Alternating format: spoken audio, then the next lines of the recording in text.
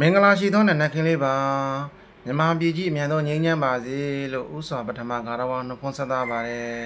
။ယနေ့23ရက်17လ2025စူပါဆန်ဒေးနေ့လေးဖြစ်ပါတယ်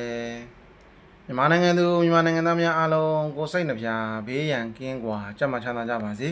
။မြန်မာနိုင်ငံကြီးအမြန်ဆုံးငြိမ်းချမ်းပါစေလို့ဆုမွန်ကောင်းမြတ်တာပို့သပေးရပါတယ်။မြန်မာနိုင်ငံမှာဖြစ်ပေါ်နေသောသဘာဝဘေးမျိုးတို့မှလည်း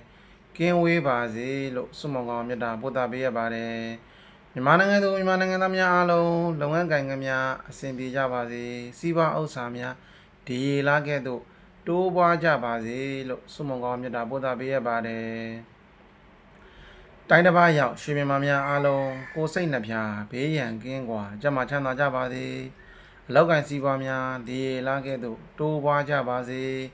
အဖမ်းဆီးရန်မှလည်းကင်းဝေးပါစေလို့ဆုမွန်ကောင်းမြတ်တာပို့သပေးရပါတယ်တိုင်းတစ်ပါးရောက်ရွှေမြန်မာများအားလုံး